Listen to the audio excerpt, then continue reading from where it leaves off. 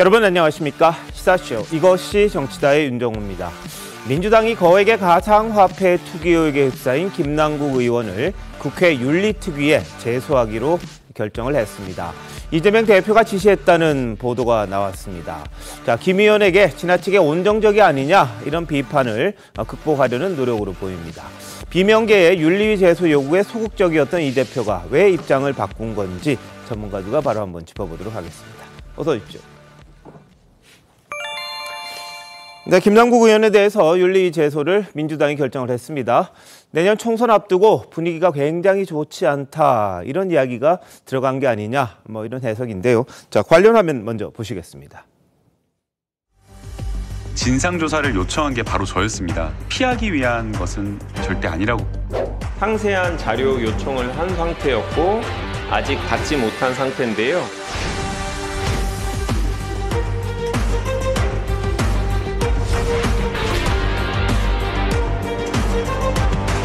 김남국 의원이 코인 전략 내각은 좀 어렵다는 의견을 냈다는데 확인한 바 없습니다.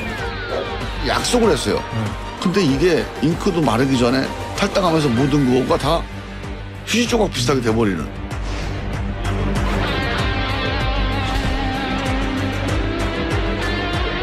이재명 대표님께서 지시하시나요? 그렇습니다. 지금 많은 국민들은 조국 사태에 이어 남국 사태라고 하며 마치 우리 몸에 어떤 균이 있는데 계속 우리가 갖고 가는 건 안 돼. 백혈구가 나서서 계속 공격을 해서 없애버려야 됩니다.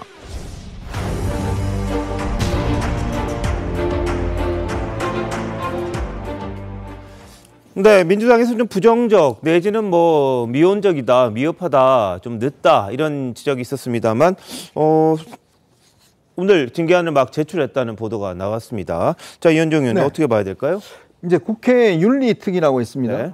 당의 윤리특위와는 달리 국회 윤리특위는 여러 가지 국회의원에 대한 직접적인 징계를 할 수가 있습니다. 30일 이 본회의 출입 금지라든지 등등에서부터 최고는 제명까지 할 수가 있습니다. 이 제명을 윤리특위가 국회 본회의에 올리면 국회의원 3분의 2가 동의를 할 경우에 바로 제명 조치가 되는데 지금까지 아마 제명 조치가 된 분은 김영삼 전 대통령밖에 없습니다. 그만큼 이 국회의원의 제명이라는 건 거의 사형 선고라 다름없는데 지난 주말에 그 의총이 있었지 않습니까? 근데 의총에서 많은 의원들이 김남국 의원에 대한 이제 윤리특위 제소를 해야 된다라고 했지만 결국 이 성명서에는 포함이 안 됐어요. 네. 그러다 보니까 그에 대한 반발이 굉장히 거셌죠. 당내 의원들이 도대체 누가 뺐냐? 그리고 경향신문 같은 경우는 일면에 이게 이재명 대표가 뺐다 이런 이야기가 나오고 있다 보니까 그러니까 민심이 요동치고 있고 당내 분위기도 사실은 친문들까지도 이제 사실은 반명으로 돌아서는 이런 분위기가 있다 보니까 이재명 대표 입장에서는 그동안 본인의 최측근이었던 김남국 의원을 윤리위 제소까지 너무 심한 거 아니냐라는 생각을 했던 것 같아요. 그렇지만 이렇게 될 경우에 오히려 이 부담 지금 이 여론이 들불처럼 붙이고 있는 이런 상황에서 본인까지도 상당히 다칠 수가 있다. 그 판단에서 일단은 이재명 대표의 지시로 윤리특위에 제소를 한 것 같습니다. 아마 이것이 민심을 좀 누그러뜨릴지 모르겠지만 또 결국은 앞으로 이제 윤리특위가 그동안 다 각 당에서 제소한 것만 있었지 여야가 동일 사안에 대해서 함께 제소한 것은 제가 알기로는 이번이 처음인 걸로 알고 있습니다. 그렇기 때문에 아마 이거는 앞으로 윤리특위를 거쳐서 국회 본회의까지 올라갈 수 있는 가능성이 굉장히 높아졌다 이렇게 볼 수 있습니다. 예, 근데 지금 공동으로 하자고 국민의힘 쪽에서 이야기를 했는데 막 나온 보도를 보면 민주당 자체적으로 한 20명 정도가 원내 지도부가 김남국 의원에 대해서 윤리위에 제소를 한 걸로, 그러니까 따로 한 것 같아요. 따로 한 내용이 들어온 것 같은데 오늘 윤리위 제소와 관련해 민주당의 입장 한번 들어보시겠습니다. 자, 우리 당은 김남국 의원을 국회 윤리위원회에 제소하기로 했습니다. 이재명 대표님께서 지시하시나요? 그렇습니다. 진상조사를 위한 한계가 분명히 있습니다. 비공개 최고위원회에서 대표님께서는 당 조사가 상당한 시간이 소요되고 조사에 현실적인 어려움이 있다. 상임위 활동 시간에 코인 거래한 것은 김남국 의원이 인정했다. 이에 대해서 책임을 물어서 엄중히 물어서 윤리 제소에 필요하다고 판단을 했다라는 말씀을 하셨습니다. 진상조사단 활동은 사실상 어렵다고 봐야 되겠죠. 사실상 종료되는 거라고 보이고 네, 뭐 당 진상조사단 사실상 탈당하면서 뭐 유야무야 될 걸로 이야기를 했습니다. 그리고 실제로 그렇게 이야기를 했다가 비난 여론이 빗발치자 그 다음 날 아니다, 계속 조사한다 그랬습니다. 그러다가 이제 윤리위 제소를 끝으로 사실상 민주당 내의 조사는 없어진 걸로 지금 결론이 난 것 같아요.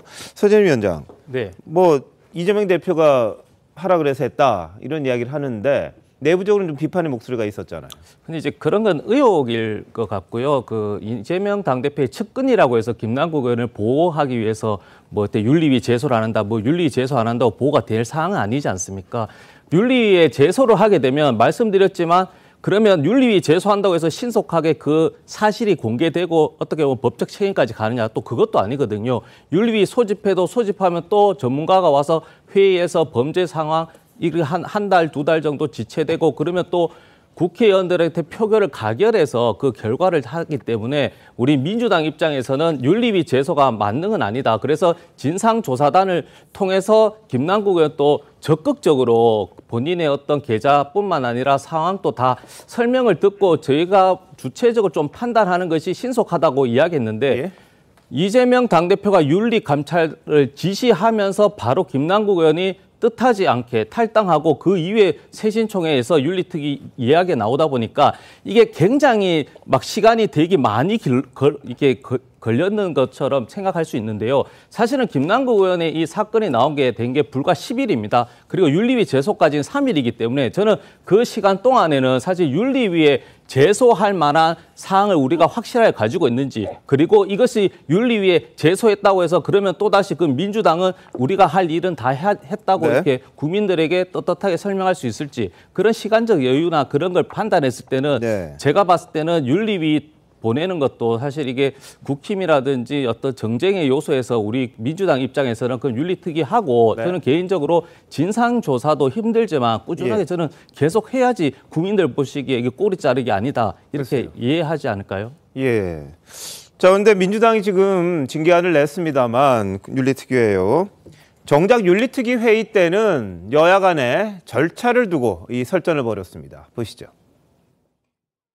60일에서 최장 80일까지도 걸릴 수 있는 장기간이 소요되는 이런 방법 말고 여야 간사 간 협의로 자문위를 생략하고 바로 본회의에 김남국 의원의 제명안을 올릴 것을 제안드립니다.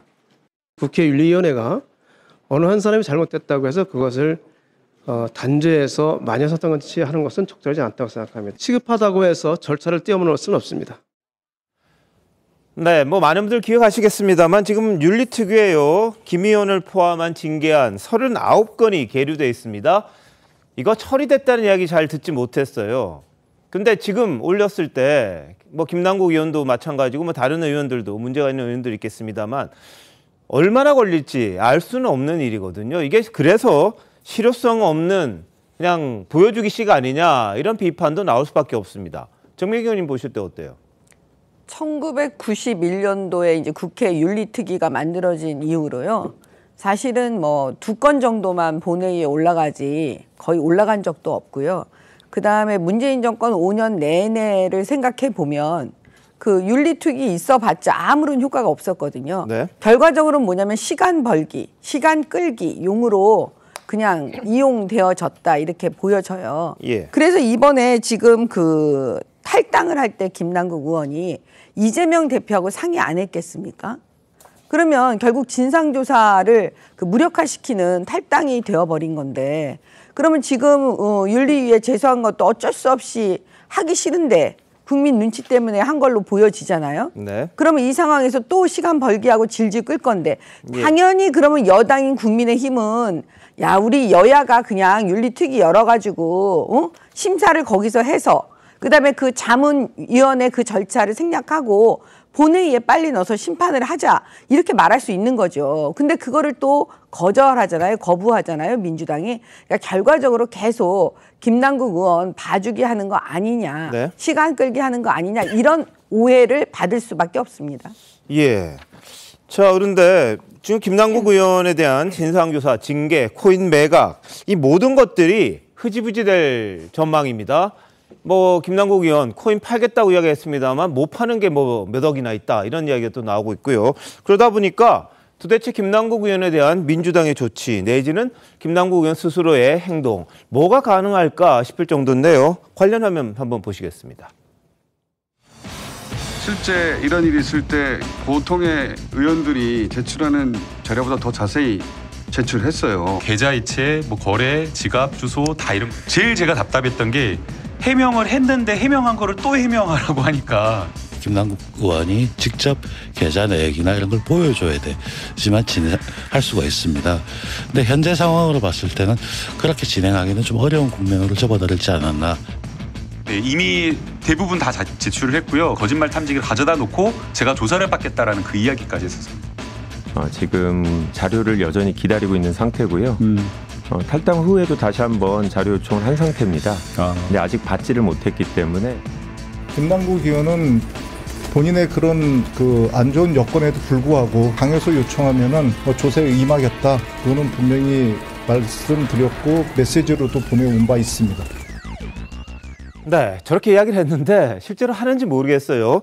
어제 저희들이 보도해드린 바에 따르면 민주당 탈당한 다음에 진상조사팀 연락에 응하지 않았다 이렇게 전해졌죠. 그러다가 이틀 뒤에서야 겨우 압수수색에 대한 방어권 생각을 하지 않을 수 없다. 그 방어권 행사를 생각하지 않을 수 없기 때문에 그게 우선인 것처럼 그래서 연락도 못하고 그랬다. 이런 식으로 또 해명을 했다고 합니다. 그러다 보니까 뭐 다 낸다, 한다 그랬습니다만 그게 믿을 수 있을지 장희찬 최고위원은 어떻게 보세요? 일단 지금 민주당 안에 몇 개의 당이 있는지 잘 모르겠습니다. 김남국 당이 하나 있어요. 앞으로는 뭐 이 자료 제출하겠다, 협조하겠다.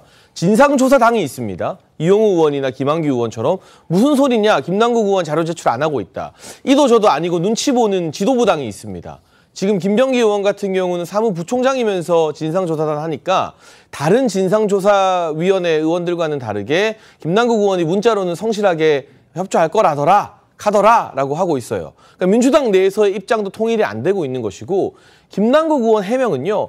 하루가 지나면 몇 번씩 바뀌고 있습니다. 네. 위믹스라던가 코인 거래 현황에 대해서도 이야기가 바뀌고 있습니다만 진상조사 협조라던가 이 가상자산 매각에 대한 것도 본인이 했던 말을 너무 아무렇지도 않게 확 뒤집고 있어요. 이분이 시세 변동이 매우 시시각각 일어나는 코인 거래에 익숙하다 보니까 말 바꾸기, 국회의원의 언어 변동도 그렇게 막 코인 시세 왔다 갔다 하는 것처럼 아무렇게나 막 등락했다가 뭐 이렇게 해도 되는 걸로 생각하시는 것 같은데 국회의원의 말 얼마나 무게감이 있어야 합니까? 본인이 진상조사에 응하겠다 했으면 응해야 되는 것이고 가상자산을 매각해야 하면 매각을 해야 하는 게 맞죠. 그런데 응한다 했다가 압수수색 방어해야 되니까 이젠 안 되겠다. 가상자산 판다고 했다가 한 2억 5천만 원 정도는 어디에 묶여서 바로 못 판다.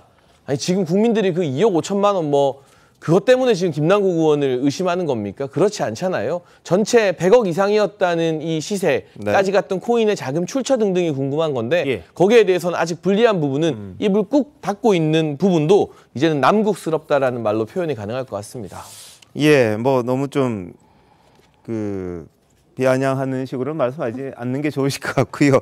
여하튼 김남국 의원에 대해서 비판의 목소리는 계속되고 있습니다만 이 행태 자체에 대해서 말이 계속 나옵니다. 그러니까 한다 그랬다가 이거 안 된다, 낸다 그랬다가 아직도 덜 냈다. 뭐 이런 이야기도 나오다 보니까 이 젊은 청년 정치인의 그런 모습이 과연 어디로 갔느냐 이런 비판이 또 나오는 거거든요. 특히요. 지난번에 입장문 내서 뭐라 그랬냐면요. 당으로부터 가상화폐 매각 공고를 받았습니다. 당 공고를 충실히 이행하겠습니다. 그랬습니다. 그래서 다 팔 것처럼 이야기를 했는데 또 최근에는 당에다가 자기가 갖고 있는 코인 중에 2억 5천만 원 상당은 바로 팔 수 없는 종목이다. 매각이 힘들다. 이런 입장을 밝혔다는 거예요. 그럼 그 전에 당 공고 따르겠다는 거는 무슨 말인가? 좀 유권자들이나 우리 국민들이 좀 헷갈립니다. 자, 어떻게 보세요, 정인 변호사? 아마 본인이 선언하고 약속했던 부분을 이행하지 못하는 거 아니냐라고 분명히 비춰지는 부분이 없다라고 하면 거짓말일 거고요. 다만 뭐 저희가 주식도 상장된 주식이 아닌 비상장 주식 같은 경우에는 또 거래가 사실상 뭐 어렵고 불가능한 경우들도 많이 있습니다. 제가 코인 거래에 대해서는 과문해서 정확하게 알진 못하지만 아마 이 업무를 착수하던 중에 2억 5천만 원은 바로 현금화하거나 매각이 가능하지 않다는 점을 소명한 게 아닌가라고 있다라고 보여지는 부분이 있고요. 물론 지금까지의 김남국 의원의 어떤 방어 방법이나 해명 내용 부족하다는 점에는 인식을 같이 하고 있습니다. 다만 민주당이 그렇다면 윤리위에 제소한 것까지 국민을 속이려고 하는 거 아니냐, 시간만 끄는 거 아니냐라는 공격은 조금 과도한 측면이 있는 것 같습니다. 민주당 차원에서는 진상조사 하겠다고 했지만 물론 내부 규정도 있습니다. 탈당한 사람이라고 하더라도 당적을 가졌던 사람의 비위와 관련해서 들여다볼 수 있는 근거는 있지만 사실상 어려운 겁니다. 그러면 어떤 선택을 할 수 있겠습니까? 당 차원에서 손을 놓고 있을 수는 없는 겁니다. 그렇다면 국회 차원에서 진상조사를 한번 해보도록 맡겨보자. 네. 검찰 수사는 그 수사 내역대로, 왜냐하면 압수수색도 세 곳에 대해서 단행이 됐기 때문에 투트랙으로 지켜볼 수밖에 없는 이런 상황이 반영됐다라고 생각합니다. 알겠습니다. 김 의원이 거짓말을 하는 건지 정말 안 돼서 그러는 건지는 모르겠습니다만 할 때 이때 저때 다 이게 달라지는 느낌들이 좀 있어서 많은 분들이 참 믿기가 어렵다 이런 이야기들을 한다 이런 지적이 좀 있습니다. 자, 그런데 김 의원이 가상화폐 세계에서는 슈퍼갑이다 이런 이야기가 나옵니다. 문화일보가 금융위원회에 지난해 하반기 가상자산 사업자 실태조사 결과를 한번 분석을 했다고 그래요. 그래서 보도를 했는데 10억 원 이상 가진 국민이 0.02%, 한 900명에 불과하다는 겁니다. 10억 원 이상이요. 근데 김 의원 본인이 이야기한 건 뭐냐면 9억 1천만 원어치가 있다고 본인이 이야기를 했어요. 그럼 거의 10억에 가까운 건데 거기에 새로 등장한 지갑들이라는 거 거기에 들어있는 거 따지면 3억 넘고 최소한 12에서 13억 원 된다. 이런 보도들이 계속해서 전문가들이 분석을 했단 말이죠. 그렇게 따지면 0.02%에 들어가는 거액 투자자고 특히 한때 100억까지의 가치를 보유했던 걸로 또 분석이 되고 있지 않습니까? 그렇다면 0.00001 정도 되지 않을까 싶은 생각도 드는데 그만큼 일반인의 투자 내지는 이 부업도 아니고 뭐라 그럴까요? 자신이 이제 그냥 재테크를 위해서 하는 그런 수준과는 좀 차이가 있는 것 아니냐 이런 지적이 나올 수밖에 없습니다. 어떻게 보십니까? 그러니까요. 지금 정말 깜짝 놀랄 일입니다. 이렇게 예를 들어서 이 가상화폐 시장에서는 정말 플레이어, 그러니까 단순히 투자가가 아니라 지금 김남국 의원이 보니까 결국은 이 가상화폐 가격을 좌지우지할 수 있었던 플레이어가 아닌가 그런 이제 의심까지 사는 거예요. 왜냐하면 이 0.02% 같은 900명밖에 우리나라에 안 되는데 여기 900명 안에는 아마 법인도 있을 것이고요. 그러니까 개인이 이렇게 투자한 거는 또 극히 드물 겁니다. 단 개인이. 더구나 이렇게 투자를 하게 되면 어떠한 이 잡코인들 같은 경우는 김남국 의원 투자를 하게 되면 가격이 뛸 수밖에 없는 구조가 돼 있어요. 그렇기 때문에 왜냐하면 어떤 종목 같은 경우는 김남국 의원이 40%를 가지고 있는 종목도 있었습니다. 네. 그러니까 또 10% 가지고 있는 종목도 있었고 만약에 이 40% 가지고 있던 종목이 김남국 의원이 투자하고 빼고에 따라서 가격 상승도가 달라질 수가 있고 어떤 이 코인 같은 경우는 김남국 의원이 들어가자마자 단 4일 만에 가격이 폭등했던 사례도 있습니다. 그러니까 그걸 따져보면 지금 우리 보통 청년들 같은 경우는 50만 원, 100만 원, 200만 원 이 정도의 투자를 하고 있거든요.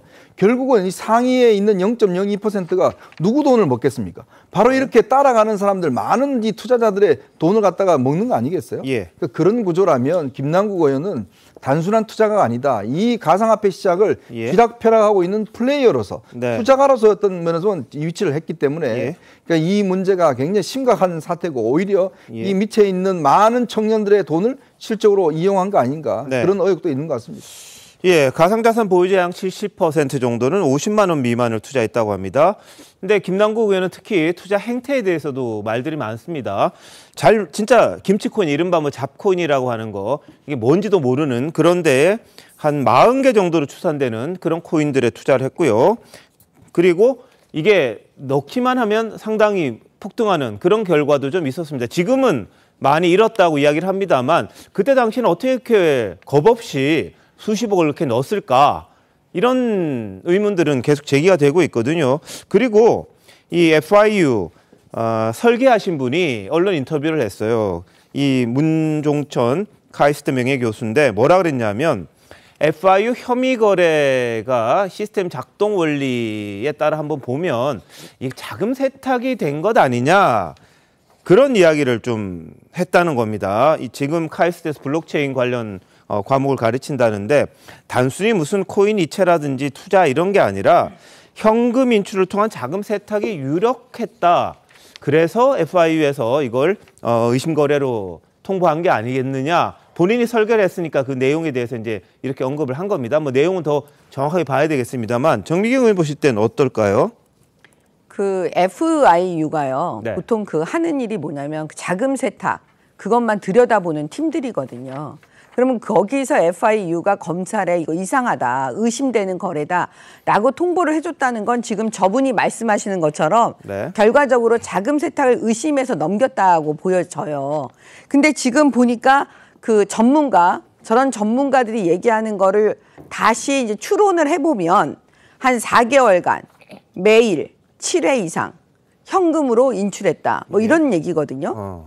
그러면 당연히 그 FIU 아니라도 그냥 평범한 사람들이라도 이거 이상하네 이렇게 보지 않겠어요? 그래서 제가 볼 때는 결국은 현금으로 계속 인출했다는 거는 자금 세탁했다라고 보여지는 거니까 네. 저는 이번에 그 영장을 지금 청구해서 발부돼서 지금 수사를 하고 있잖아요.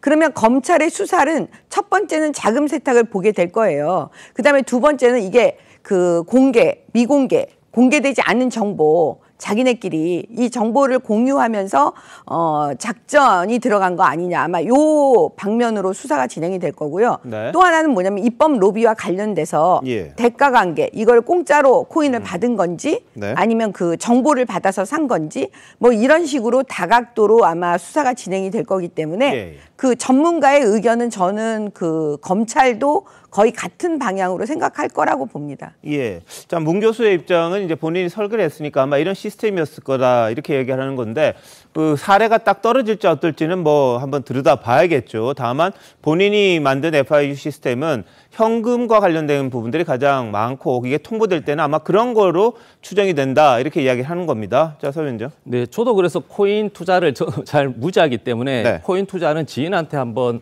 확인차 한번 전화를 해보니까 예. 여기는 어떤 주식시장처럼 뭐 본인들의 커뮤니티나 해서 어떤 상장 정보라든지 의견을 제출하는 공간이 없다라고 합니다. 그래서 상장이 언제 되는지 그거는 정말로 내부자 정보뿐만 아니라 누구도 알 수 없을 만큼 공개하기가 힘든 상황에서 그러면 김남국 그 의원같이 저렇게 매매를 상장하기 전에 투자했을 때 내부자 정보 이용할 가능성이 있냐 확인해 보니 네. 단정할 수는 없지만 그런 합리적 의심은 있다라고 합니다. 예. 그런데 이제 저는 김남국 의원이 저도 코인 투자할 때 잘 몰랐는데 10억 이상이 이제 900명밖에 없다고 해서 이게 시세 조정이라든지 어떤 그 주가 조작처럼 코인 가격을 조작했다고 저는 판단하지 않습니다. 왜냐하면 1년에 24시간 돌아가는 시장에 그 언론 보도에 따르면 1000회 정도 매매가 이게 들어갔다는 네. 것이거든요. 그러면 24시간 주식시장도 하루에 뭐 8시간인데 하루에도 수백 번 고객의 거래가 매매하는 분을 숱하게 봤는데 네. 만약에 시세 조정하려고 하면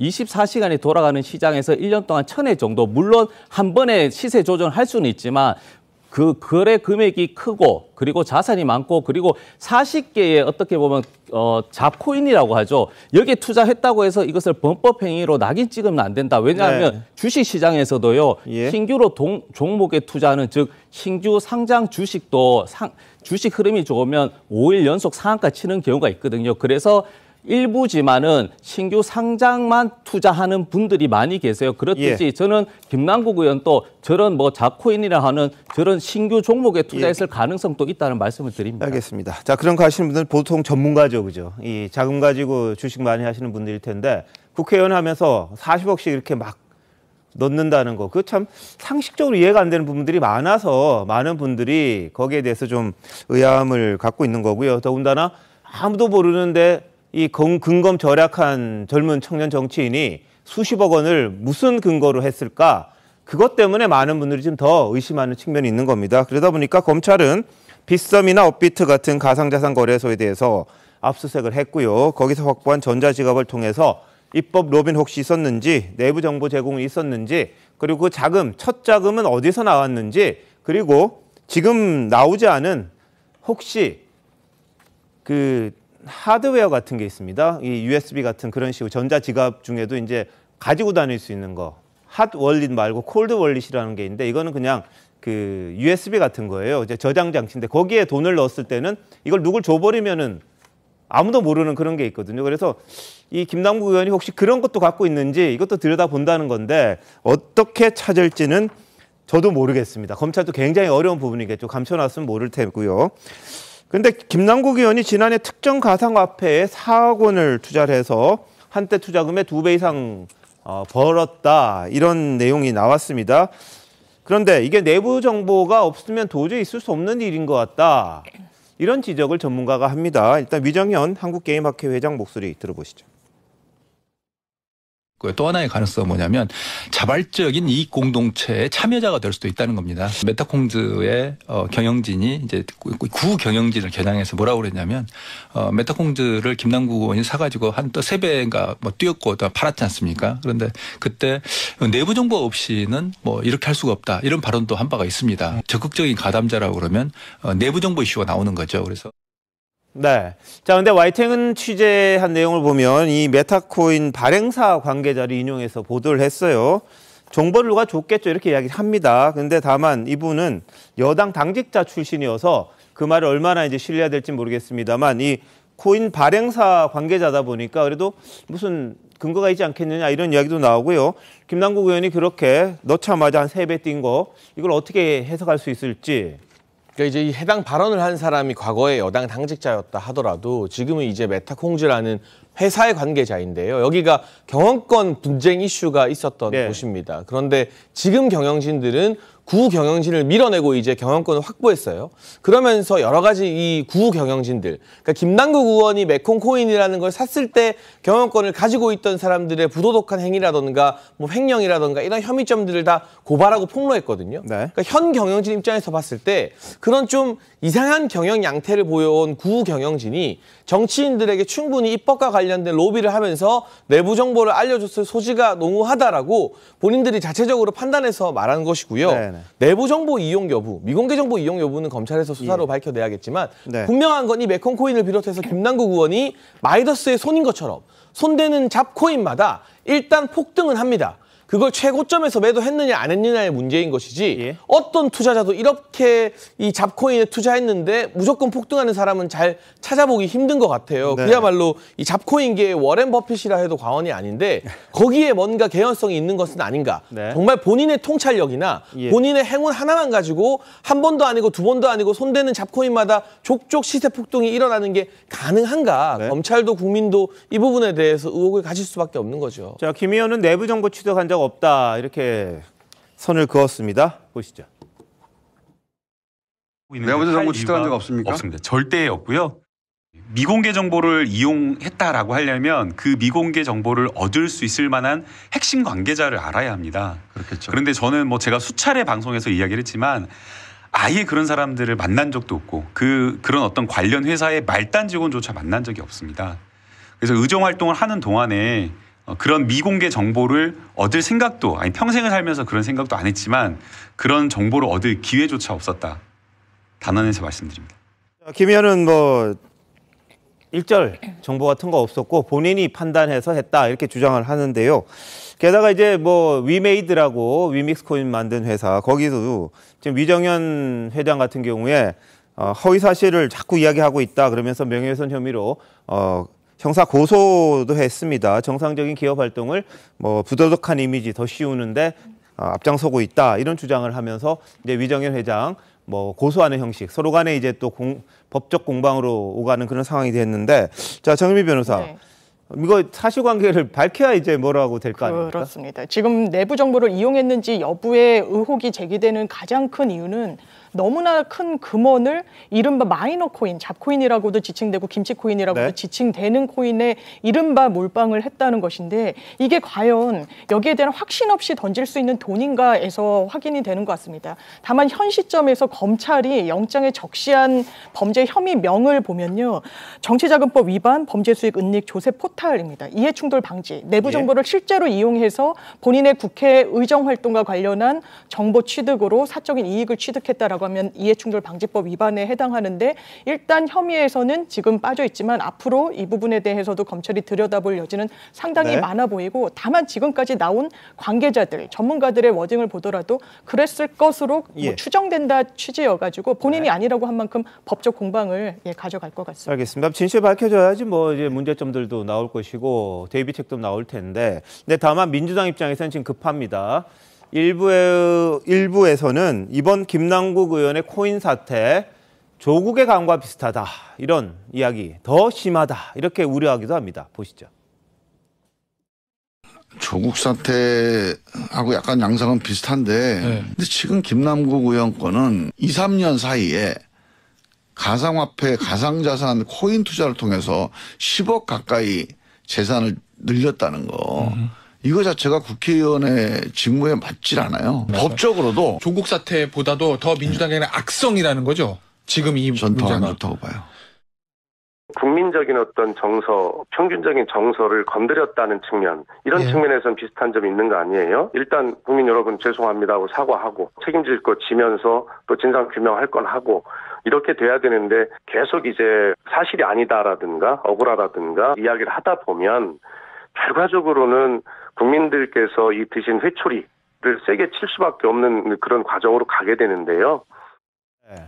자, 국민들의 정서에 상당히 또 돌을 던진 거죠. 조국 사태 때 정의라는 그런 개념과 비슷하게 그 젊고 뭐 이 쇄신을 이야기했던 젊은 민주당의 정치인이 이렇게 수백억까지 코인을 보유하고 있었을 가능성, 그 많은 돈을 두고 아주 신발 구멍난 거 신고 다니는 그런 모습들, 이중적인 그런 것들, 거기에 대해서 좀 실망하는 모습 아닌가 싶은데, 자, 연종 의원 보실 때 민주당 어떻게 해야 됩니까? 그러니까 이 문제가 사실은 이제 조국 사태보다 더 했으면 더 했지 덜 하지는 않을 것 같거든요. 왜 그러냐 하면 가장 우리가 지난 대선에서도 경험했지만 이 공정과 정의에 대한 원칙이 일단 위배된다는 것도 하고요. 또 하나는 겉과 속이 너무 다르다는 것을 이제 이번에 또 절감하는 거죠.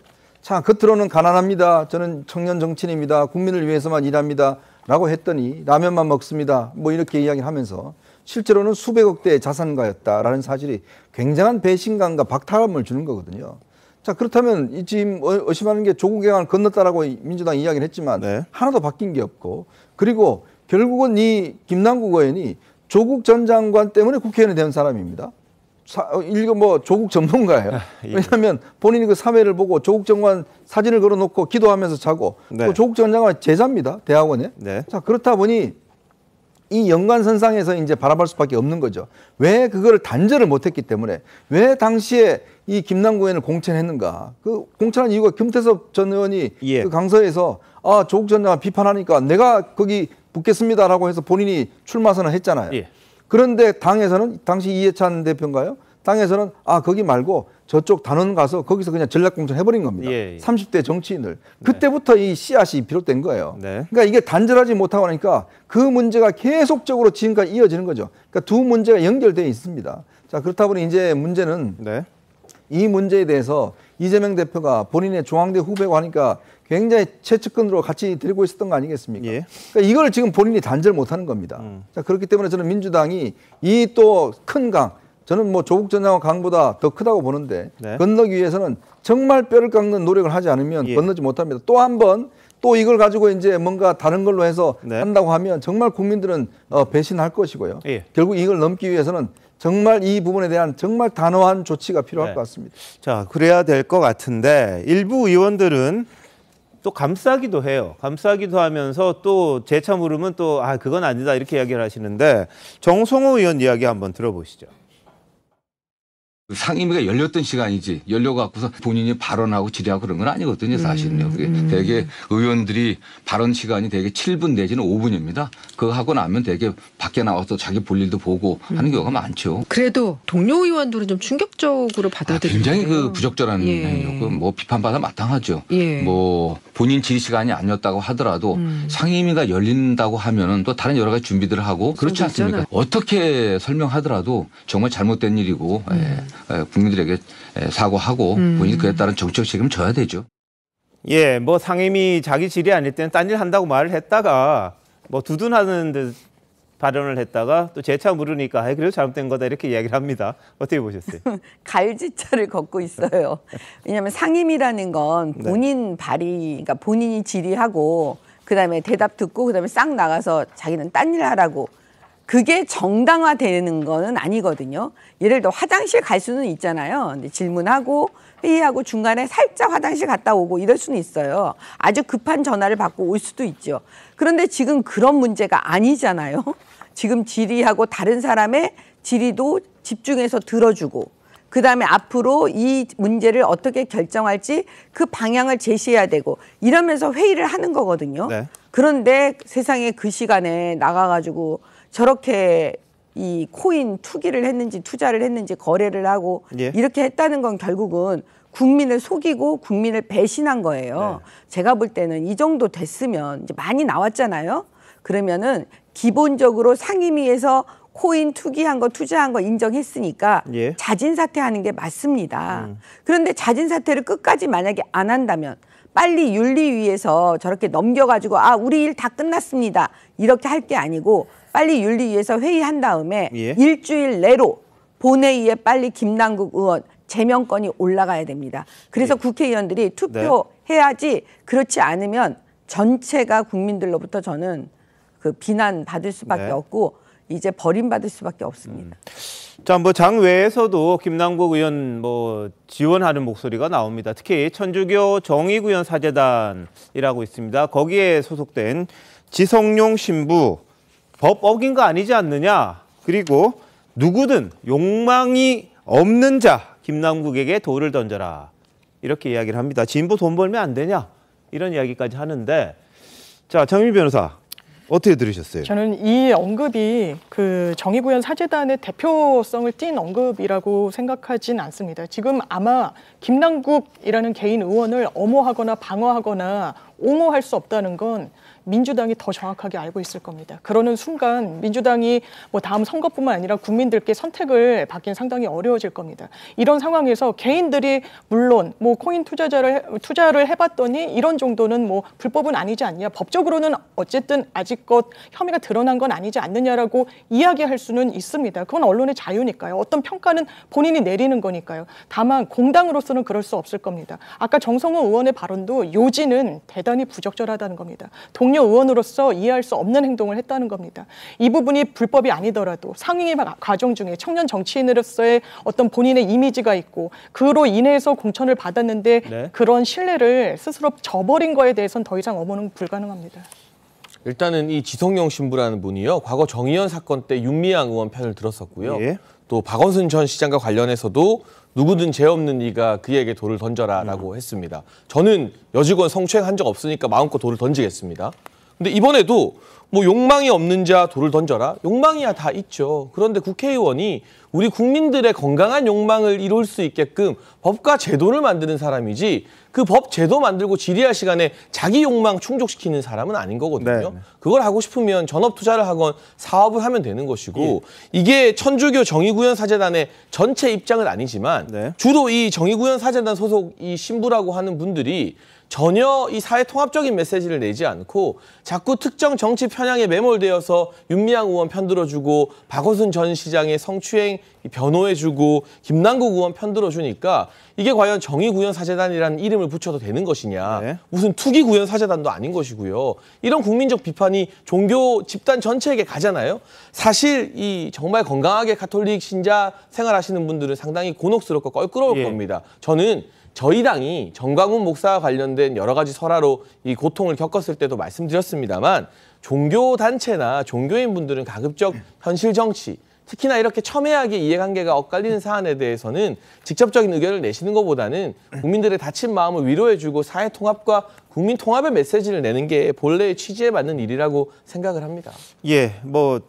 하나를 전체로 볼 수는 없습니다만 정의구현사재단 아무래도 한쪽에 조금 기울어져 있는 모습을 많이 보이긴 합니다. 근데 개인적인 입장을 밝힌 거라고 보입니다만 글쎄 김남국 의원에 대해서 굉장히 관대하게 이제 이야기를 하시는 그런 SNS를 또 남겼습니다. 자, 이런 가운데 손혜원 전 의원이 굉장히 창당에 좀 적극적이 될 것 같아요. 이유가 있는데 한번 보실까요? 그러니까 신당이라고 하니까 난리가 나서 떠드는데 저는 이미 언론에 너무나 저는 많은 예방주사를 맞아가지고 저는 하나 깜짝도 안 해요. 근데 이제 제가 보기에 신당이라는 말에 저렇게 길길이 뛰는 거는 무슨 이유가 있지 않을까? 근데 저들이 길길이 뛰는 거 보니까 야 이게 길인갑다라는 생각도 좀 들어. 한편으로는 이게 마음에 걸리지 않으면 왜 이렇게 펄펄 뛰겠어요? 아 이게 이 사람들한테 아킬레스 건일지도 모르겠다. 소 전 위원장, 민주당에서는 어떻게 보세요? 저런 움직임은? 그 이제 신당은 누구나 할 수 있긴 한데 그 시점 자체가 지금 이제 그 김남국 의원의 투자 행태에 대해서 완벽하게 알아야 됩니다. 지금 계속 그 우리는 언론에서 투자하면 올랐다 해서 뭐 워렌 버핏이라고 하는데 투자하면 실패한 종목도 분명히 있을 겁니다. 그래서 전체적으로 단편적이 아닌 전체적으로 처음부터 끝까지 매매한 형태를 봐야 되는 것인데요. 저는 지금 이거 이제 조국 사태를 한번 뒤돌아보면 그 당시에도 문제지기만 하고 이후에 시스템이라든지 정비가 하나도 된 게 없습니다. 그럼 이번 사태도 마찬가지로 김남국의 어떤 개인적인 문제로 몰아가기보다는 어떤 국회의원의 전수조사라든지 그런 법안이라든지 그런 시스템적인 보완을 한번 했으면 좋겠고요. 네. 정말 국민의힘한테 한번 정말 다시 한번 이렇게 요구를 하고 싶은 것은 이게 그 코인 게이트 진상조사단은 할 수 있는데요. 이 국민의힘 단장이 김성원 의원입니다. 2022년 8월에 국민의 생명이 앗아가고 수해복구 현장에서 비가 왔으면 좋겠다, 사진 잘 나오겠다 해가지고 윤리위원회 징계를 받아서 6개월 징계받은 사람이 이 코인 게이트 조사단의 단장을 맡고 있습니다. 저는 이런 부분에서도 국민의힘이 민주당과 잘하기 경쟁을 넘어서 이런 상태에 있는 사람을 단장으로 해서 게이트 진상조사단 한다면 국민들이 보면 진상의원을 단장으로 했다고 비아냥거릴 거 아니겠습니까? 글쎄요, 뭐 손혜원 의원님께서 신당을 만드신다고 하는데 글쎄요, 저 이야기에 뭘 논평할 가치가 있는지 모르겠습니다. 근데 아마 손혜원 의원이 구상하고 있는 신당은 그럴 것 같습니다. 지금 이야기하신 보면 자, 가상화폐 투자를 한 이 김남국 의원, 그다음에 부동산 투기를 한 뭐 김의겸 의원이라든지 이런 분들 쭉 모으시면 될 것 같아요. 주로 이게 뭔가 혐의가 있거나 이 뭐 재판부의 심판을 받은 본인도 일단 벌금형은 받으셨지 않습니까? 그러니까 정말 열린민주당 한번 창당해서 그것이 미쳤던 영향을 아마 아시는 분들 알 겁니다. 네. 그런 것들이 있음에도 불구하고 물론 뭐 본인 뭐 신당 만드는 거야 뭐 자유겠죠. 그렇지만 과연 열린민주당이 우리 정당사에 어떤 영향을 미쳤는지 그리고 지금 상황에서 광주에 출마시키겠다 뭐 이런 이야기도 하더라고요. 네. 그러면 광주에 있는 분들은 이 김남국 의원 출마하면 찍어줘야 됩니까? 저렇게 청년들의 꿈을 앗아가고 본인의 그 의원 시간에 저렇게 딴짓을 하고 투기를 한 사람을 그럼 광주 분들은 찍어줍니까? 이거는 광주 지역에 대한 모독입니다. 네. 저런 식의 이야기를 하는 것들이 정치에 우리 남아있다는 게 저는 정말 비참하고 참담하다 이런 말씀만 드리겠습니다. 네. 자, 민주당 자체 조사가 있었죠. 도덕성, 국민의힘 그리고 민주당 누가 더 낫냐 그랬을 때 충격적인 이야기가 나왔죠. 본인들 입장에서는요. 국민의힘이 더 도덕적이다. 이런 결과가 나왔습니다. 또 독일객인 이것도 40% 넘습니다만 이 조사를 놓고 당내에서도 인정 안 하려는 움직임이 일부에서는 있었다는 말이 또 들리더라고요. 자, 민주당이 좀 굉장히 곤혹스럽긴 할 텐데 이 파고를 어떻게 넘어갈지 많은 국민들이 좀 보고 있습니다. 어떤 행동이 민주당을 더 살릴 수 있을지는 더 잘 아실 것 같기도 합니다. 자, 다음 이슈입니다. 취임 1주년 맞은 한동훈 법무부 장관 오늘 오전 청사 앞에서 짧은 소회를 밝혔는데 자, 1년 전 취임식 때 발언과 함께 들어보시겠습니다. 법무부의 영문 명칭은 미니스트리 오브 저스티스입니다. 정의와 상식을 바탕으로 국민께 힘이 되고 위로가 되는 법무행정을 위해서 최선을 다하겠다는 약속을 이 자리에서 드립니다. 법무부의 일은 국민의 안전과 권익을 보호하는 거잖아요. 저는 1년 전에 이걸 처음 시작할 때 그 일을 참 잘하고 싶었거든요. 근데 지금 또 너무 그렇게 생각합니다. 잘하고 싶습니다. 많이 부족하지만 잘 해보겠습니다. 이렇게 저를 응원해 주시는 분들 못지않게 저를 비판해 주시는 분들께도 감사하다는 말씀 드립니다. 혹시 부족한 부분은 어떤 게 있었다고 보실까요? 법이 제대로 통과되지는 못했잖아요. 제가 국민들께 뭐 설명하거나 그럴 때 좀 부족한 점이 있었을 수 있을 것 같습니다. 그거 외에도 뭐 많겠죠. 오히려 잘한 걸 찾는 게 더 빠르지 않을까 싶기도 합니다. 저희 기본 업무는 뭐 국민과 또 국회를 설득하는 업무이기 때문에 차분한 마음으로 잘 하겠습니다. 네. 자, 1년 전과 지금의 모습입니다. 뒤에 보이는 꽃다발이 1주년 축하하는 지지자들의 꽃다발이라고 합니다. 거기 보면은 뭐 21대 대통령 이런 문구까지 들어있다고 하고요. 상당히 많은 꽃다발이, 뭐 화분 같은 것들이 이렇게 법무부 청사 앞계단에 가득 찼다고 합니다. 자, 정민기 의원님 어떻습니까? 한동훈 장관의 1년. 사실 저도 검찰에 이제 몸을 담고 있었지만 네. 문재인 정권 5년을 겪으면서 그 전에 이런 적이 있었나 할 정도로 네. 상식적이지가 않았고 정의롭지가 않다라는 생각을 참 많이 했어요. 네. 근데 이제 그런 시점에 정권이 바뀌어서 새로운 이제 윤석열 정부가 탄생이 되고 그 최초의 처음 이제 법무부 장관이 누가 될 것인지 다 이제 눈여겨보고 있었는데 한동훈 장관이 사실은 운명처럼 됐지요. 그러면 한동훈 장관은 온 국민의 사실 기대를 안고 저 자리에 있었는데 아마 본인도 그걸 알고 있었을 거예요. 그럼 핵심은 뭐였냐면 정의로운 나라, 정의로운 검찰, 상식적인 나라, 상식적인 검찰을 가슴에 품고 하지 않으면 이 어려운 걸 칭찬받을 수가 없을 거예요. 그래서 제가 볼 때는 지금 이 1년, 한동훈 장관의 1년을 보면 상식적으로 하려고 본인이 노력한 것 같아요. 그래도 정의롭게 해보려고 노력해 보는 것 같아요. 그래서 그 점에서 그래도 저는 박수를 보내주고 싶고 저 꽃다발이 그런 국민들 마음을 대변해 주는 것은 아닌지. 왜냐하면 일단 사이다처럼 속이 시원하게 만들어준 건 사실이거든요. 장민 변호사는 어떻게 보셨어요? 저는 지난 1년이 본인이 지금 언론 인터뷰도 지지자들이 보내준 꽃다발 앞에서 뭔가 정치적인 행위를 하는 것으로 해석될 수밖에 없는 이야기를 하고 있지 않습니까? 아마 진실일 겁니다. 국민의 권익과 인권을 보호하는 법무부 장관으로서의 업무 잘 수행하고 싶었을 겁니다. 물론 부족한 점도 있겠죠. 언론의 비판도, 국민의 비판도 있지 않습니까? 그러자 기자가 물었습니다. 부족한 점 스스로 뭐라고 생각하느냐. 내가 잘한 걸 찾는 게 더 빠르지 않겠냐라고 대답하는 건요. 저는 정치인의 태도는 최소한 아니라고 생각합니다. 그렇기 때문에 최소한 법무부 장관직을 잘 수행했는지 못했는지는 나중에 평가하더라도 아마 그 과거의 1년은 향후 본인의 정치적 미래는 지우는 과정이었다고 생각합니다. 국민들이 이런 발언, 정치인이면 말로 정치를 하는 부분이 상당히 많은 비중을 차지하지 않겠습니까? 국민들이 말 정말 잘한다, 시원하구나, 겸손하구나, 우리의 지도자로 세울만하구나라고 평가할 수 있는 발언을 하고 있습니까? 무언가 굉장히 발끈하고 시민단체와 민주당과 야당과 가리지 않고 계속 전선을 만들어가는 모습, 국민들이 저는 불편해하실 거라고 생각합니다. 알겠습니다. 자, 한 장관을 바라보는 모습 뭐 서로 간에 좀 다를 수가 있긴 한데요. 오늘 법무부 청사 앞에는 취임 1주년 축하 문구와 함께 고래 그림이 같이 등장을 했다고 합니다.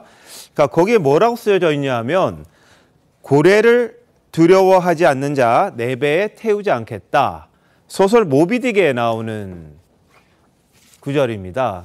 그게 뭐냐면 저 뒤쪽에 이제 뭐 이렇게 휘장처럼 돼 있는데 저기 고래가 있는데 이게 지난번 한 장관이 법무연수원에서 열린 신임검사 연수 때 이 구절을 언급을 한 적이 있습니다. 뭐라고 했는지 한번 보시죠. 스타벅스 많이 가시죠, 스타벅스. 스타벅스의 스타벅스 뭔지 아시죠? 저는 모비딕이라는 책, 허머벨의 책 굉장히 좋아하거든요. 그 배의 1등 항해사가 스타벅이에요. 그래서 스타벅스인 거고. 제가 굉장히 좋아하는 구절이 있는데, I will have no man in my boat, said Starbuck, who is not afraid of a whale. 무슨 뜻인지 이해하시겠어요? 그거는 용기에 관해서 쓴 말이거든요.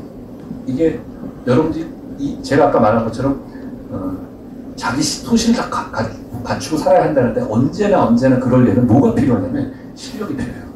제일 검사로서 인생이 초라해진 건 뭐냐면 소신을 내가 가지고 내가 정말 관철했는데 답이 틀렸을 때예요. 그 기회를 여러 번 오지 않습니다. 그러니까 그걸 굉장히 잘 준비하고 실력을 갖추니 그만큼 중요하다는 말입니다.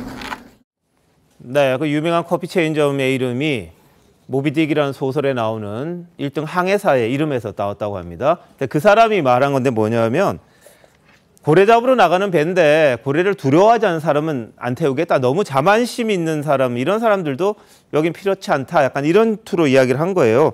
그러니까 실력 잘 갖춰서 가득 채워서 해야 된다. 이런 취지이기도 한 것 같은데, 자, 장인찬 이사장 어떻게 들으셨어요? 그러니까 뭐 한동훈 장관은 이런 말 할 만하죠.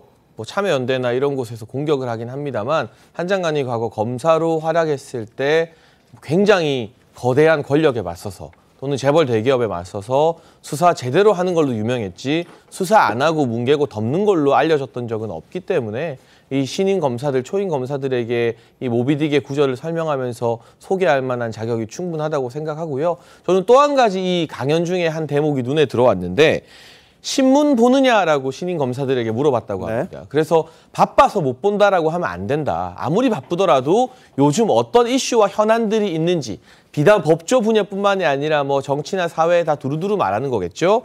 여기에 대해서 나름 어떤 생각을 가지고 있는지 스스로 만들어 나가야 한다라고 강조했는데 이 같은 태도가 있기 때문에 한동훈 장관이 국회에서 민주당 의원들이 어떤 방향으로 질의를 해도 조목조목 오히려 민주당 의원들에게 한 방씩 잘 먹이는 거 아닌가 하는 생각이 들었습니다. 알겠습니다. 자, 한 장관은 참여연대와의 설전도 오늘 또 이어갔습니다. 뭐라 그랬는지 일단 보시죠.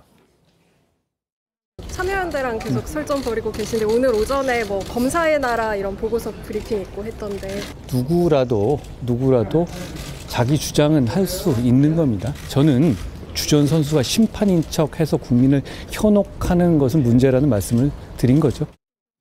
네. 자, 한 장관은 자신을 응원해주는 분들 못지않게 비판해주는 분들께도 감사하다. 뭐 이렇게 참여연대를 염두에 둔 이야기를 한지 모르겠습니다만 여하튼 참여연대에 대해서는 비판의 시각을 그대로 갖고 있습니다. 근데 참여연대도 오늘 윤석열 정부 검찰 보고서를 발간하면서 한 장관을 향해 이렇게 이야기했습니다. 어떻게 1급 법무부 장관이 시민을 향해 국민을 향해 그렇게 막말을 할 수 있느냐. 탄핵감이다. 이렇게 강도 높게 비판을 했고요. 한 장관이 왜 박원순 다큐 나오는데 언급도 안 하느냐. 거기에 대해서는 비판적인 입장 갖고 있고 공식적으로 이미 입장을 표명했다. 이렇게 해명을 하기도 했는데 어제 한 장관이 참여연대를 향해 한 목소리 이어서 한번 들어보시겠습니다. 참여연대 공화국이라고까지 불렸던 지난 5년 외에도 민주당 정권의 경우에 모든 민주당 정권의 경우에 참여연대는 권력 그 자체였잖아요. 우리가 다 알고 있듯이 시민단체 이름을 걸고 정부의 권력에 대해서 정치적 지지를 해주는 대가로 권력으로부터 자리를 제공받는다? 그렇게 되면 저는 공익에 도움이 되는 정상적인 시민단체로의 역할을 하기가 어려운 것 아닌가 하는 생각을 하는 겁니다. 명백한 약자인 성폭력 피해자를 공격하는 박원순 전 시장 다큐에 대해서 주변에서 왜 아무 말 안 하냐고 말을 계속해도 빈말이라도 한마디 못하는 게 어떻게 참여연대가 말하는 약자 보호인지 저는 묻고 싶습니다. 네. 자, 참여연대가 이야기한 건 그겁니다. 박원순 다큐 내용도 아직 상영도 안 됐는데 어떻게 한 장관이 알고 그런 이야기를 하느냐. 탄핵감이다, 쫓겨날감이다, 사실상 사정검열이고 표현의 자유 침해다. 이렇게 또 주장을 했던 부분이거든요. 참여연대가 탄핵 좋아하시는 것 같습니다. 근데 저는 한동훈 장관에 대해서 뭐 지지층과 지지하지 않는 분들의 뭐 호불호가 있을 겁니다. 뭐 너무 똑똑하다라든지 또 너무 또 겸손하지 못하다든지 뭐 여러 가지 비판이 있을 겁니다. 그러나 장관 한동훈으로 제가 평가를 한다 그러면 아마 저는 이 역대 장관들 중에서 한동훈 장관만큼 자신의 업무에 대해서 철저히 파악하고 있다. 이 점은 저는 높이 사야 된다고 봅니다. 일단 본인이 국회나 이런 데서 이야기할 때 법무부의 업무와 관련돼서 한동훈 장관은 그동안 거침없이 이야기를 한 적이 있지 않습니까? 그러니까 자신의 어떤 부처 업무에 대해서는 누구보다도 정확하게 알고 있다라는 거는 아마 다른 장관들이 이제 본받아야 될 부분인 거예요. 또 하나는 굉장히 열심히 준비한다는 겁니다. 제가 알기로 한동훈 장관 거의 모든 신문들을 다 읽는 걸로 알고 있고요. 또 장관실에 철봉을 갖다 놓고 있습니다. 그걸 운동을 하고 있어요. 그러니까 시간을 아끼기 위해서 본인이 다른 운동을 못하니까 이 장관실에 철봉 갖다 놓고 틈만 나면 이제 운동을 하고 있는 걸 알고 있고요. 그리고 또 술을 먹지 않습니다. 그리고 항상 자신의 업무에 대해서 사안에 대해서 정확하게 다 파악을 하고 있어요. 자, 그러면 뭐 나중에 정치할지 안 할지를 떠나서 저는 정말 장관이라면 저런 모습들이 필요하지 않을까. 어떤 장관이라면 자기 부처의 업무, 그다음에 자신감, 그다음 국회에 나와서 그런 어떤 이 의원들과의 어떤 말싸움에서도 충분히 자기 주장할 수 있는 당당함 이런 것들은 저는 앞으로의 장관들도 가져야 될 사안이 아닌가. 뭐 다른 걸 떠나서 이것만큼은 좀 평가를 해야 된다. 참여연대도 비판하려면 한동훈 장관이 업무상에 있어서 어떤 부분을 잘못했는지 그 부분을 비판해야지 단순히 정치적인 호불호를 가지고 뭐 탄핵될 1등이다 이런 식의 비판은 저는 타당하지 않다고 봅니다. 네, 문대 참여연대는 한 장관을 퇴출 1순위 공직자로 이제 꼽았습니다. 그러다 보니까 한 장관은 어제 법사위에서 좀 상식적인 주장을 했으면 좋겠다 이렇게 반박하기도 했는데요. 한번 보시죠. 저를 퇴진하려는 그 근거로 제시한 게 이거잖아요. 자기 홈피에서 설문조사한 거? 그럼 만약에 어떤 보수단체 홈피에서 참여연대 해산에 대해서 찬반 투표를 하면 거기에 더 찬성 많이 나오면 참여연대를 해산하라는 주장의 논거가 될 수 있는 건가요? 그렇지는 않지 않겠습니까? 저는 좀 상식적인 주장을 해달라는 말씀을 드리는 거고요. 마지막으로 참여연대가 저를 퇴진하라는 논의가 이런 거잖아요. 검수완박의 폐해, 제가 마약 깡패 잡겠다고 하는 것에 대한 그런 부분에 대해서 문제가 있다 나가라는 건데 저는 국민들께 공감하지 않으실 거라고 생각하고 앞으로도 그걸 더 잘하기 위해서 열심히 노력하겠다는 말씀 드립니다. 자, 한 장관 취임한 다음에 법조계 안팎에선 수사권 조정, 검수완박법에 대한 그런 부분을 다시 예전으로 되돌리는 거기에 대해서 좀 논란이 있긴 있었습니다. 뭐 찬성하시는 분도 있고 반대하시는 분도 있고 그러다 보니까 이런 부분들에 대해서 참여연대 쪽에서 뭐 비판적으로 본 거 아니냐 이런 지적입니다. 자, 어떻게 보십니까, 서재현 위원장은? 네, 근데 사실은 뭐 한동훈 법무부 장관 1년 평가에 대한 관심보다는 이제 한동훈 장관의 미래 1년이 이제 더 궁금한 것이겠죠. 이제 정치권에서 나온다 안 나온다. 그럼 어떤 길로 갈 것인가. 대권 후보의 길을 어떤 방향으로 갈지에 대한 관심을 많으실 것 같은데요. 저도 이제 정치 도전하고 있지만 참여연대에 대한 비판 물론 본인 입장에서 억울할 수 있는데요. 저도 선거 나가오면 저보고 공산주의자라고 하는 것은 기본이고 인격 모독을 많이 합니다. 왜냐하면 반대되는 지지자일 수도 있거든요. 그에 대해서는 의도적으로 공격하는 분들도 있거든요. 그런 것도 제가 뭐 카톡이나 문자도 아주 많이 있습니다. 근데 그런 분들 한 사람 한 사람 싸우면서 제가 고소고발하면 안 되지 않습니까? 그래서 저는 한동훈 법무부 장관이 앞으로 1년 본인이 잘했다 생각하고 지금 또 참여연대하고 본인이 잘했다고 싸우는데 한번 선거에 나가보십시오. 의도적으로 하든 의도치 않든 그렇게 국민들이 물어보고 비난할 때 저는 정치인의 자세 한번 돌아보면 저는 한동훈 법무부 장관의 장관에 대한 능력은 모르겠지만 정치인으로서의 능력은 아마 빵점이지 않을까라는 생각을 합니다. 아니, 그거는 일반 국민들이 물어봤을 때고요. 참여연대가 일반 국민의 정서를 대변하나요? 시민단체면 NGO, non-government라고 하는데 이게 정부와 선을 긋는다는 뜻이거든요. 그래야 공정성이 담보가 되는데 참여연대는 오지오죠. 오케이 거버먼트. 민주당 정부만 들어서면 오케이 하면서 줄줄이 고위직으로 다 날아가지 않습니까? 문재인 정부의 청와대 정책실장 1명도 아니고 2명도 아니고 3명이 다 참여연대 출신이었습니다. 이 정도로 밀착된 시민단체가 어디 있습니까? 그런 곳에서 국민을 대변한다고 말하면 어불성설이죠. 알겠습니다. 뭐 거기에 대한 뭐 판단은 또 여러 가지가 있겠습니다만 뭐 참여연대의 입장에 대해서 한 장관이 연일 공방을 하고 있는 그런 상황이기도 합니다.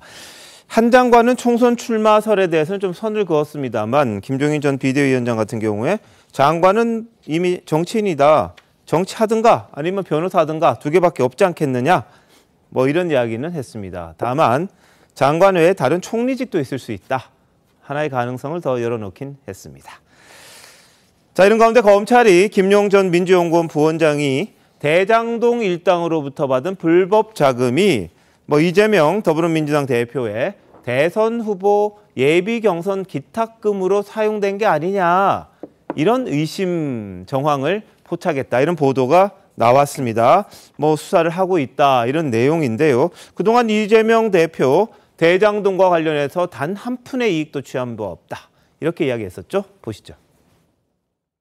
이 김만배 등 이분들이 저를 온갖 욕을 했습니다. 공산당 같은 XX 뭐 등등 이렇게 저를 원망하고 욕했습니다. 그 원망하던 저를 위해서 돈을 줬다. 대선 자금을 줬다. 이게 말이 되는 얘기겠습니까? 대장동 관련해서 저는 단 한 푼의 이익도 어떤 혜택도 받은 바가 없습니다. 네, 문제가 되는 건 2021년 6월 28일에서 29일 이틀 동안 이 대표 계좌에 총 3억 2,500만 원이 입금됐는데 이 중에 1억 원이 경선 기탁금으로 사용됐다. 이런 추정을 검찰에서 하는 겁니다. 근데 이 돈 출처가 김용 전 부원장이 대장동 일당에게 받은 돈이다. 뭐 이런 보도가 나왔어요. 민주당이나 이재명 대표 측에서는 즉각 부인했습니다. 그 내용 뒤에 좀 보기를 하고요. 설명 한번 해주시죠. 네, 이제 김용 부원장이 받았던 유동규 씨로 받았던 돈의 어떤 사용처가 어딘가 이 검찰이 이제 추적을 하고 있는데 그 사용처에 이제 추정하는 게 배모씨라고 있습니다. 여러분 기억하시겠지만 법인카드 관련돼서 있는 분. 이분의 이제 전화 통화 내용들이 이제 그동안 공개가 됐지 않습니까? 당시 제보자가 있어서 이제 그런 것들을 분석해 보니까 2020년도에 이제 당시에 이재명 대표의 어떤 재산이 3억 2,500만 원이었어요. 근데 이게 이제 돈이 쓰여지는 거죠. 근데 2021년도에 은행 계좌에 몇 차례 나눠서 이 돈이 입금이 됩니다. 자, 그때 배모 씨가 이제 그 제보자, 당시에 이제 했던 제보자분하고 통화하는 게 있어요. 자, 은행 직원한테 4시 10분에 간다고 이야기 해놨다. 그걸 좀 입금 좀 시켜라. 뭐, 그 다음에, 아유, 짜증난다. 뭐 등등 이런 이야기 하면서 이 당시에 이제 돈을 넣으면서 이 3억 2,500만 원을 맞춰서 이제 넣었다는 거예요. 근데 이 돈에서 이제 넣을 때 당시에 이제 김용 씨가 이동규 돈을 받아서 바로 이재명 대표 집에 가서 1억 원을 이제 넘겨줬다. 이런 이야기가 이제 추정을 하는 거죠. 이제 그 돈이 이제 여기에 들어갔을 가능성이 있다. 이런 이제 검찰이 어떤 돈의 흐름의 추정들을 하고 있는 것이고. 그래서 이제 사용처 추정을 해서 결국은 이재명 대표, 김용 씨의 돈이 실제로 이재명 대표의 어떤 선거자만 쓰였다. 이 추정인데 아직까지 어떤 직접적인 증거보다는 당시에 배모 씨의 어떤 전화 통화 내역, 은행 입출금 내역 이런 것들이 하나의 방증으로 나타나고 있는 것 같습니다. 자, 이 대표는 계좌에 억대의 돈이 입금된 건과 관련해서 이미 지난해에 해명한 적은 있습니다. 보시죠. 수차례 저와 가족들의 계좌를 검찰이 확인했고 이미 재산 신고도 명확하게 했고 출처도 분명하게 밝힌 것인데 이제 와서 그것이 마치 문제가 있는 것인 양 이렇게 얘기하는 것은 쇼라고 하는 게 저의 생각입니다. 이런 식으로 계속 계좌를 털다 보면 계좌 다 달아 없어질 것 같습니다. 그래서 언제든지 털어보십시오.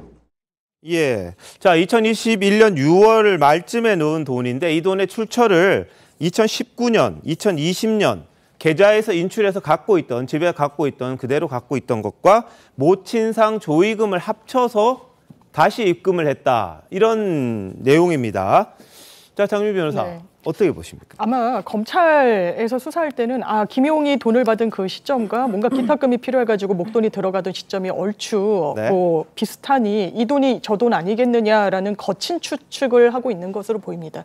기본적으로 현금에는 꼬리표가 없죠. 이 돈이 저 돈이고 저 돈이 이 돈인지 정확하게 흐름을 밝혀야지 의견을 밝혀서는 검찰이 돼선 안 될 겁니다. 일단 이 흐름과 관련해서는 지난번에도 의혹이 제기됐습니다. 그러자 명확하게 2021년에 6월 28일자라고 이 날짜까지 정확히 언급을 하면서 이 돈의 흐름을 이재명 대표가 이야기합니다. 왜 본인이 확실하게 이야기할 수 있었느냐. 고위공직자 재산 신고를 할 때 이 내역이 다 금액으로 현출이 돼 있거든요. 그렇기 때문에 이 부분에 대해서는 더 이상의 의혹 제기가 사실상 어려움에도 수사, 지금 재판, 공소유지 어려워 보입니다. 재판부가 끊임없이 유동규 씨의 증언에 대해서 의구심을 표하고 있습니다. 이런 상황에서 검찰의 또 다른 선택지가 이런 방식이어서는 안 될 거라고 생각합니다.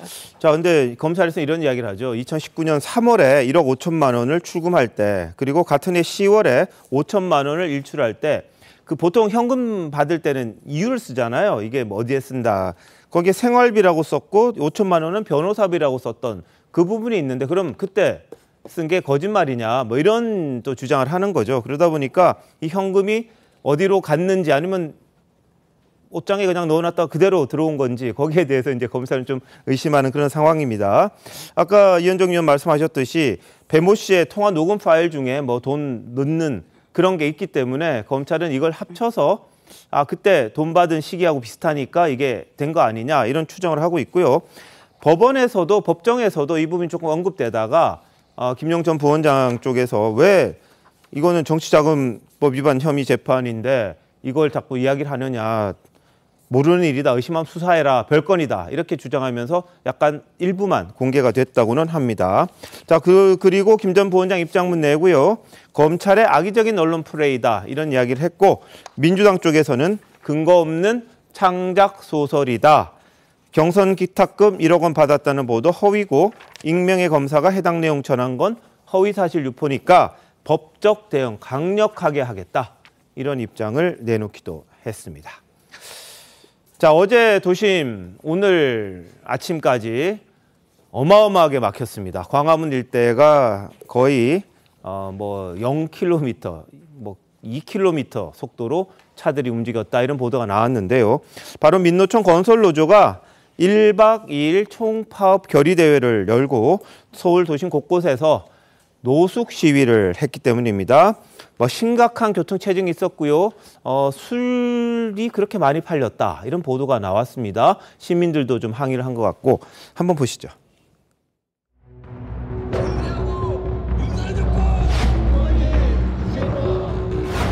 건설노조 현장의 주인으로 우뚝 서는 세상.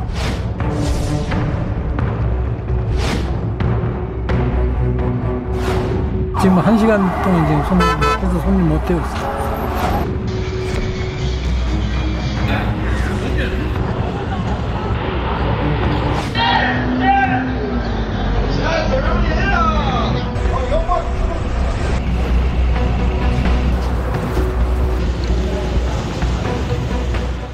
네, 아침에 쓰레기 더미가 엄청 많았다.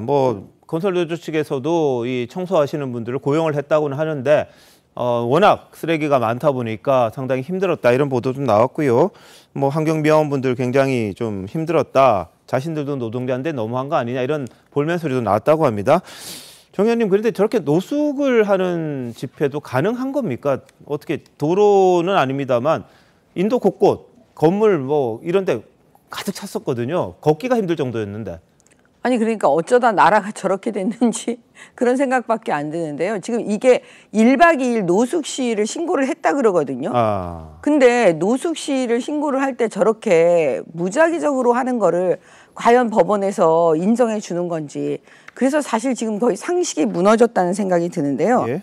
저거 아마 다시 한번 저는 법으로 네. 판사의 결정을 다시 한번 받아볼 필요가 있다라는 생각이 들어요. 왜냐하면 앞으로 저런 일이 다시 또 반복될 수가 있기 때문에 미리 누군가 저거를 문제를 제기해서 한번 들여다봐야 되지 않을까. 왜냐하면 저렇게 되면요. 예? 아이들과 그다음에 여성들은 저 길을 다닐 수가 없습니다. 왜냐하면 지금 남성들이 노숙하면서 저러고 있는데 예. 어떻게 저 길을 갈 수가 있겠어요? 전부 다 마스크 끼고 있는 상태고 그러니까요. 예. 제가 볼 때는 시위를 해도 네. 선진국, 우리 다 선진국이라고 얘기하고 있잖아요. 네. 선진국 대열에 그러면 들어서는 나라라고 하고 있잖아요. 예. 그러면 그 수준에 맞게 시위를 네. 해줘야지 지금 저렇게 하는 거는 오히려 국민을 괴롭히고 무시하고 네. 그러는 거라서 저는 저거는 법의 심판을 좀 받아야 된다고 생각합니다. 예, 이틀간 시위 신고했는데 경찰이 허가하지는 않았다고 합니다. 그런데 헬로윈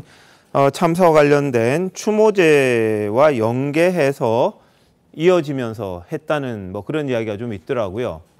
그러니까 지금 민주노총뿐만 아니라 정당도 그렇고 개별 사회 각계 단체에서는 저렇게 투쟁도 하고 시위의 자유도 있긴 한데요.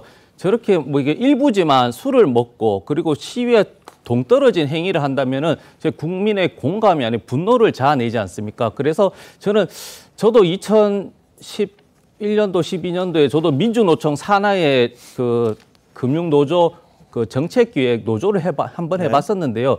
그때 10년이 지났는데도 그때 저희가 문제 제기한 것도 좀 시민과 함께 좀 이렇게 너무 투쟁 일변도보다는 좀 시민에게 홍보도 하고 좀 여론 수렴도 하고 그런 약간의 투쟁 방향을 한번 고민했었는데 10년이 지나서도 저렇게 발전하지 않는다면 투쟁의 방향이라든지 저런 행위에 대해서는 좀 사죄하고 자체적으로 네. 좀 많이 해야지 나중에 이 부분은 또 경제가 힘들 때는 또 분명히 이제 노동조합 근로자, 노동자 때문에 또 경제가 힘들다라는 네. 문제 제기에 또 직면할 수 있기 때문에 지혜롭게 잘 헤쳐나가길 바랄 뿐입니다. 알겠습니다. 많은 시민들이 불편해한다면은 글쎄요, 이 본인들이 원하는 이야기가 얼마나 잘 전해질지 거기에 대한 것도 한번 생각을 해보셔야 되는 게 아닌가 싶기도 하고 또 얼마나 절박하면 저러겠느냐 그런 이야기도 있는데.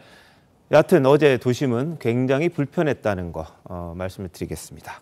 그리고 어제 저희가요, 이 건설노조 분신했던 양모 씨와 관련된 이야기를 좀 했습니다. 상황이 시청자들이 보실 때 어떤가 한번 여쭤봤었는데 당시 현장에 있던 사람들이 적절하게 대처했었느냐, 특히 양 씨의 이 동료 상급자급 되는 노조의 그분의 움직임이 과연 적절했느냐, 거기에 대한 의문 제기가 조선닷컴 보도에서 있었습니다. 오늘 민노총 건설노조가 상당히 강하게 반발을 하기도 했는데, 장윤 변호사 어떤 내용을 이야기합니까? 그쪽에서는. 일단 이 돌아가신 양회동 노동자 같은 경우에 영장 실질을 받는 당일이었습니다. 지금 이 정부가 건설 노동자들 건폭이라고 지칭하고 있죠. 조직폭력배에 국민을 비유해서는 안 될 겁니다. 어쨌든 공동 공갈 등의 혐의로 영장 실질 심사를 받는 과정에서 본인의 두 아이의 한 가정의 가장이었습니다. 도저히 내 명예로서는 용납할 수 없다라는 부분, 억울한 부분을 유서로 남기고 사망했습니다. 그 당시에 영장 실질을 받는 동료들이 더 많이 있었습니다. 그 상황에서 본인은 극단적인 선택을 강행하겠다라고 해서 신나에 이제 몸에 불을 붙이기 직전의 상황이었고 주변 사람들이 접근하려고 했지만 말리려고 했지만 나에게 다 가까이 오면 내가 불을 붙이겠다는 식으로 굉장히 좀 상황이 좋지 않았다고 합니다. 이 부분은 그 동료들뿐만 아니라 그 당시에 위치해 있던 다른 언론사 기자들도 동일하게 이야기하고 있는 바입니다. 여기에 대해서 조선일보가 이 부분과 관련해서 왜 상급자가 제대로 말리지 않았냐는 부분을 조망하는 기사를 쓴 부분에 대해서 건설노조 측 그리고 민주노총 측에서 강력 반발하고 있는 상황입니다.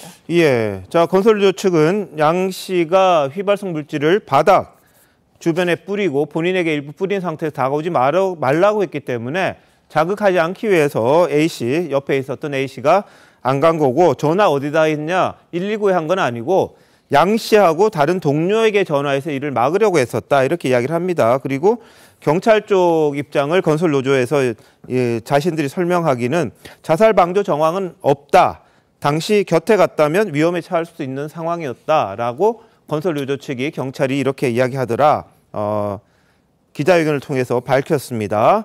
근데 원희룡 교통부 장관 같은 경우에는 뭐 이 상황이 어떤 건지 한번 밝혀야 되는 거 아니냐, 이런 이야기를 했고요.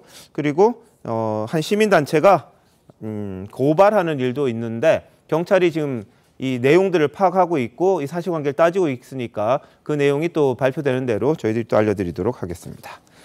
한편 윤석열 대통령과 우크라이나 대통령의 부인 젤렌스카 여사, 오늘 조선일보가 주최한 아시안 리더십 컨퍼런스에 참석해서 축사를 했습니다. 한번 보시죠. 자유, 인권, 법의 지배라는 보편적 가치를 공유하는 국가들은 우크라이나에 대한 불법적 침략과 힘에 의한 현상 변경 시도가 성공하는 전례를 결코 남겨서는 안 된다는 우리 모두의 그 지지를 다 보내야 합니다. There are 7,000 kilometers between Ukraine and Korea. But these kilometers will not prevent our mutual understanding. When there is a criminal in your house who has come to kill your family, humanitarian aid alone will not save the residents. 네, 자, 윤 대통령 북한과 러시아를 겨냥했습니다. 협박 일삼는 세력이 있다. 국제사회가 힘을 합쳐 단호하게 대응해야 한다. 이런 입장을 이야기했는데, 저 장희찬 사장 어떻게 들으셨습니까? 그리고 이게 기본적으로 미국을 중심으로 한 서방 세계, 이 자유주의 국가들이 다 공통적으로 견지하고 있는 시각이라서요. 한미동맹 강화하는 이 시점에 맞춰서 당연히 우크라이나에 대한 연대 의사를 밝히는 게 마땅하고, 힘에 의한 현상 변경 시도가 성공하는 전례를 남겨서는 안 된다라는 말 굉장히 의미심장하게 들립니다. 지금 우크라이나 전쟁도 계속해서 이어지고 있습니다만 대만 문제에 있어서 중국과 대만의 갈등 고조도 지금 많이 되고 있는 상황에서 이 우크라이나 전쟁을 우리가 딱 중심을 잡아가지고 힘에 의한 현상 변경 안 된다는 원칙을 세우는 게 대만의 평화에도 상당히 도움이 되는 방향이겠죠. 자, 젤렌스카 여사 전 세계 군사 지원 요구를 했습니다만 뭐 한국이 하긴 좀 어려운 상황입니다. 살상 무기라든지 이런 건 그런데 다만 이런 이야기를 했어요. 조선일보 인터뷰에서 국방색 셔츠만 입는 남편이 정장으로 갈아입는 날만 기다린다. 이런 이야기를 했다고 합니다. 잠시만요. 대한민국 이슈의 중심, 스타쇼 이것이 정치다. 여기까지입니다. 내일 다시 찾아뵙겠습니다. 고맙습니다.